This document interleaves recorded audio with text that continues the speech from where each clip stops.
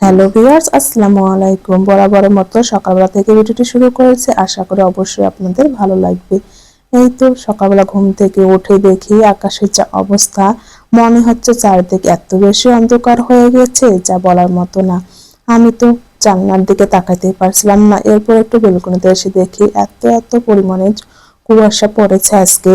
আর ওদের তো কোনো কথাই নেই, কালকে কিন্তু প্রচন্ড পরিমাণের রোদ ছিল, এটা ভেবে আমি কিন্তু সকালবেলায় ঘুম থেকে উঠে কিন্তু রান্না বান্নাটা বসিয়ে দিয়েছি। এরপর কিন্তু আমার কিছুটা ময়লা কাপড় ছিল, সেগুলো বের করে নিয়েছি। যে কাপড়গুলো সুন্দর করে এখন ভিজিয়ে রেখে দেবো, একটু পরে কিন্তু ধুয়ে দেবো। কেননা কাপড় ধোয়ার আগে যদি আমরা ভিজিয়ে রেখে দিই তাহলে কিন্তু সুন্দরভাবে পরিষ্কার হয়। কিন্তু আকাশের যা অবস্থা দেখে তো আমি একেবারে অবাক হয়ে গেছি, কিন্তু কি করা, তারপরও আমি কাপড়গুলো ভিজিয়ে রেখেছি। এদিকে আপনাদের ভাইয়া 2 দিন আগে এই মাছগুলো নিয়ে এসেছিল, তাও আবার রাতের বেলা, কিন্তু তখন আমার যে সুন্দর করে কেটে ধুয়ে রেখে দেবো সেটা আর পারিনি। আমি কিন্তু যেভাবে এনেছে সেভাবে ফ্রিজে রেখে দিয়েছি। আমি মূলত কিন্তু যখনই মাছ মাংস আনে তখনই পরিষ্কার করে ফ্রিজে রেখে দেয়, কিন্তু সেদিন আমার একেবারে ভালো লাগছিল না, সেই জন্য কিন্তু আমি রেখে দিয়েছি। কিন্তু আজকে সকালবেলা যে রান্না করব, কিন্তু একটা মাছ আমার কাটা ছিল না। আর সকালবেলা রান্না করলে কিন্তু সবকিছু রেডি না থাকে তাহলে কিন্তু রান্না করতে অনেকটাই দেরি হয়ে যায়। সেই জন্য শর্টকাট আমি কিন্তু ডিম এবং আলু ডাল রান্না করেছি। এখন মাছগুলো সুন্দর করে পরিষ্কার করে ধুয়ে নিচ্ছি। মাছগুলো যেহেতু ফ্রিজে ছিল, অনেকটা কিন্তু বরফ হয়েছিল, আমি কিন্তু সকালবেলা ঘুম থেকে উঠে মাছগুলো ভিজিয়ে রেখেছি। এখন সুন্দরভাবে কিন্তু বরফগুলো খুলে গেছে, আমি কিন্তু কেটে নিয়েছি। এখন সুন্দর করে পরিষ্কার করে ধুয়ে নিচ্ছি এবং যতটুকু করে আমার প্রয়োজন হবে ততটুকু করে আমি রেখে দেবো। আর আমি কিন্তু বরাবর মাছ মাংস যেটাই হোক না কোনো বক্সে করে ফ্রিজে রেখে দেয়, এতে আমার ফ্রিজটা অনেক বেশি পরিষ্কার থাকে। অনেক সময় দেখা যায় যখন আমরা পলিথিনে করে রেখে দিই তখন কিন্তু একটু একটু করে পানি পড়তে পড়তে ফ্রিজটা অনেক বেশি নোংরা হয়ে যায়। কিন্তু আজকে আমার ঘরে কোনো বক্স ছিল না, যেহেতু আমি সবকিছু ফ্রিজের বক্সে করে রেখে দিয়েছি। অনেক বক্সের তো প্রয়োজন হয়, তাই না?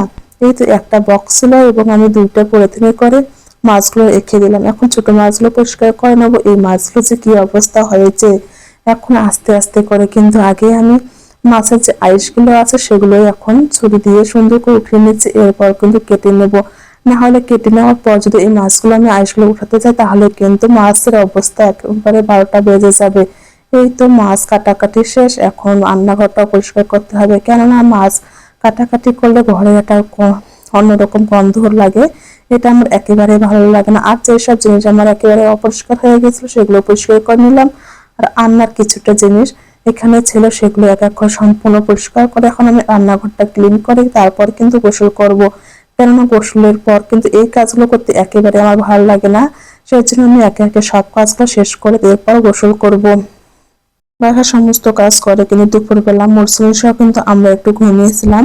দুপুরবেলা আর কোনো ভিডিও শুট করা হয়নি। এখন প্রায় বিকেল 5টা বাজে, আর মোরসাইন কিন্তু প্রাইভেটে যাবে 6টা 20 মিনিটে বাসা থেকে বাইর হবে, সেই জন্য ওকে একটু পড়াচ্ছিলাম।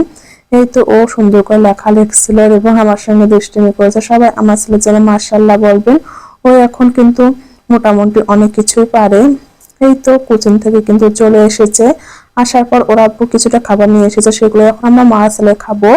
কেননা ও কিন্তু যখন প্রাইভেটে যায় তখন কিছু না কিছু খাবার খেয়ে যায়, কিন্তু আজকে খেয়ে যায়নি। ওর বাবা যেহেতু দেরি করে এসেছে আর আমি আজকে নিয়ে গিয়েছিলাম। এরপর কিন্তু ও এসে বলছে আম্মু আমাকে ক্ষুধা লেগেছে। এই তো আমি পাউরুটি এবং জ্যাম দিয়ে দিচ্ছি। এই খাবারটা খেতে কিন্তু মোরসাল ভীষণ পছন্দ করে। ও দেখুন কতটা খুশি হয়ে গেছে খাবারগুলো দেখে। ওর পছন্দের খাবারগুলো দিলে না ও কিন্তু ভীষণ খুশি হয়ে যায়। আর আমি সবসময় চেষ্টা করি ও যেটা পছন্দ করে সেটা ওকে খাওয়ানোর। এই তো ওর সঙ্গে সঙ্গে এখন আমিও খাবো। আমরা মাছ লে কিন্তু এটা দিয়ে সন্ধ্যার বলতে ভুল হবে রাতের নাস্তা করলাম। খোদা হাফেজ।